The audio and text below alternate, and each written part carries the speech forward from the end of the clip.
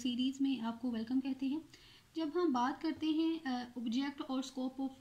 Control of narcotic substance act CNSA 1997 की, तो Aldous के इस स्पेसिफिक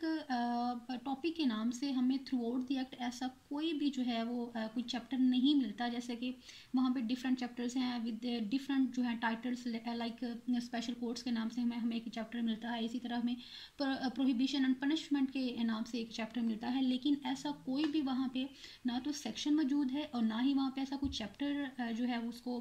पर्टिकुलरली डिफाइन किया गया है विद ऑब्जेक्ट्स और स्कोप ऑफ CNSA। बट जब हम इसकी प्रीएम्बल को स्टडी करते हैं, इसको थ्रू आउट इस एक्ट को लर्न करते हैं, तो हमें बेसिकली इसमें से 5 जो ऑब्जेक्ट्स हैं वो हमें मिलते हैं कि इसका पर्पस क्या है, इसका मकसद क्या है, इसका ऑब्जेक्ट क्या है, इसकी प्रीएम्बल क्या है। ठीक है, तो सबसे पहला इसका CNSA का हमारे पास ऑब्जेक्ट ही आता है to consolidate and amend laws, like कि जो ऑलरेडी एग्जिस्टिंग लॉज हैं जो कि डील करते हैं विद साइकोट्रोपिक सब्सटेंस से, नारकोटिक जो ड्रग्स हैं उनके साथ या कंट्रोल सब्सटेंस के साथ। ये वो तमाम टर्म्स हैं जो कि हम अपनी जो डेफिनेशन क्लॉज वाले वीडियो है उसमें सबको इन डिटेल डिस्कस कर चुके हैं। तो लाइक इनसे रेलिवेंट जितने भी एग्जिस्टिंग लॉज हैं उनमें अगर कोई तरमीम करनी है, जैसे कि इसमें ही ये जो 1997 का था, इसमें 2022 5 सितंबर 2022 में हम देखते हैं कि काफ़ी ज़्यादा इसमें अमेंडमेंट्स आएंगे। तो इस तरह अगर उसमें कोई अमेंडमेंट करनी है या लॉज को जो है उनको कंसोलिडेट करना है, तो उसके लिए एक तो ये है एक्ट बनाया गया। एंड सेकंड क्या है, सेकंड इसका पर्पस क्या है, control production, processing and trafficking in all these like narcotic drugs and these things. अब इस पर्पस को पूरा करने के लिए क्या किया गया है, लाइक क्या तरीक़ेकार इख्तियार किया गया है, या हमें कौन सी हमें ऐसा जो प्रोसेस बताया गया है कि जिसके थ्रू इसकी जो प्रोडक्शन है, इनकी जो प्रोसेसिंग है उसको कंट्रोल किया जाए। चैप्टर 2 जो है सेक्शन 4 to 19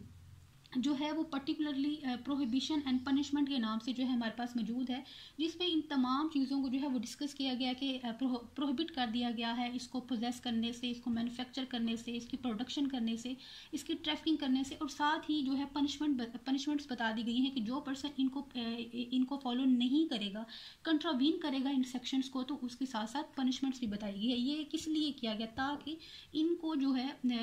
इनको कंट्रोल किया जाए, इनकी प्रोडक्शन वगैरह को, right. And third one object क्या है, to provide for forfeiture of property. कौन सी प्रॉपर्टी, ऐसी प्रॉपर्टी जो कि ड्राइव की जाती है through the commission of offence which is made punishable under this act. And secondly जो है आप जो है इनकी ऐसी चीज़ों की प्रोडक्शन करके उनको सेल करके तो ये वाली जो प्रॉपर्टी है उसको बनाते हो, तो इसको जो है फॉरफीचर किया जाता है, यानी कि जब्त कर लिया जाता है। अब उसको कैसे किया जाता है, उसका तमाम सेक्शन हम जब सेक्शन 20 to 51 तक स्टडी करते हैं with under different chapters, like search and arrest है, फ्रीजिंग एंड फॉरफीचर है, एंड स्पेशल कोर्ट्स है। लाइक क्या कि कैसे जो है एक प्रॉपर्टी जो है उसको जब्त किया जाएगा, इसके लिए प्रॉपर हमें तरीका बताया गया है कि जो स्पेशल कोर्ट्स हैं वो सर्च वारंट इशू कर सकते हैं, किसी कन्वेंस को करना हो, लाइक किसी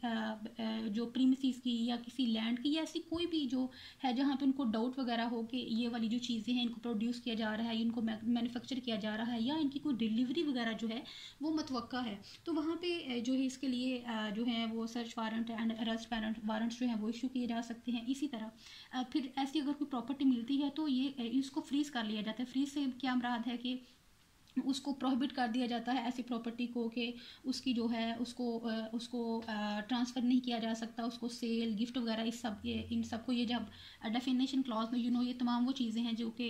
इन डिटेल जो है डिस्कस की गई हैं। और इसी तरह उसको फॉरफीचर कर लिया जाता है। किसके थ्रू किया जाता है, उसके लिए हमारे पास स्पेशल कोर्ट्स जो हैं वो इस्टेब्लिश की गई हैं। स्पेशली स्पेशल कोर्ट्स जिनकी जो एक्सक्लूसिव जो रिस्ट्रिक्शन क्या है कि उन्होंने काम ही उनके जो इसके जो तमाम इससे रेलिवेंट जो केसेस होंगे वो उनको डील कौन करेगा, उन केसेस का जो ट्रायल है कहाँ पे होगा, वो स्पेशल कोर्ट्स में ही सिर्फ होगा, लाइक उनकी एक्सक्लूसिव जुरिस्डिक्शन है। देन क्या है, फोर्थ वन क्या है कि ट्रीटमेंट एंड रिहेबिलिटेशन किन का ट्रीटमेंट, ऐसे पर्सन जो कि नारकोटिक जो ड्रग्स हैं उनके एडिक्ट्स हो चुके हैं। अब एडिक्ट क्या होता है, एडिक्ट से मुराद ये है कि कोई पर्सन जो है वो मेंटली या फिजिकली जो है वो डिपेंडेंट हो जाता है इन चीज़ों के ऊपर, या उसको क्या है कि हैबिचुअली जो है वो इन चीज़ों का इस्तेमाल करता है, तो उसको क्या कहते हैं, एडिक्ट कहते हैं। तो ऐसे पर्सन की जो है इनको रिहेबिलिटेट करना, रिहेबिलिटेशन क्या होता है कि उनको ठीक करना, उनको इस काबिल करना कि अगेन उनको जो सोसाइटी में जो है उनको इमर्ज किया जा सके, वो इस काबिल हो जाए कि नॉर्मल लाइफ की तरफ उनको लाने के लिए कोशिश की जाती है। इसके लिए क्या किया गया है कि स्पेसिफिकली कई नेशनल फंड जो है उसको नेशनल फंड जो है वो बनाया गया है, जो कि सेक्शन 52 to 55 जो है वो इन तमाम चीज़ों के बारे में हमें बताता है कि कैसे करके उनका जो ट्रीटमेंट है वो किया जाएगा। एंड लास्ट वन क्या है कि implement of international conventions, like ऐसी कन्वेंशन, इंटरनेशनल कन्वेंशंस के जिनका जो पर्पज़ है, उनका पर्पज़ ये तमाम चीज़ें हैं, लाइक 2, 3, 4 में हमने जो बताई ऐसी कन्वेंशंस जिनको पाकिस्तान जो है, जो पाकिस्तानी गवर्नमेंट है, जब उनका पार्ट बन जाती है तो उनको इम्प्लीमेंट किया जाता है। उनको इम्प्लीमेंट करने के लिए हमारी जो गवर्नमेंट है वो डिफरेंट जो इक़दाम करती है, उनके जो अदर कंट्रीज़ की जो ऑर्गेनाइजेशंस होती हैं या गवर्नमेंट्स होती हैं उनके साथ कोऑपरेट करती हैं। किसके लिए कोऑपरेट करते हैं, for the purpose to achieve all these objects, जो कि सेक्शन 56 to 66 इन तमाम चीज़ों को डील करता है। एंड रेस्ट जो 67 to 76 हमारे पास इसके सेक्शन जो बचते हैं वो एक तरह से जनरल क्लॉजेज जो हैं उनको डील करते हैं। तो बेसिकली ये हमारे पास 5 जो ऑब्जेक्ट्स हैं, जो कि उस पूरे एक्ट्स को जब हम स्टडी करते हैं तो इसके हमारे पास ये वाले जो ऑब्जेक्ट्स हैं ये ड्रा हो जाते हैं। Thank you.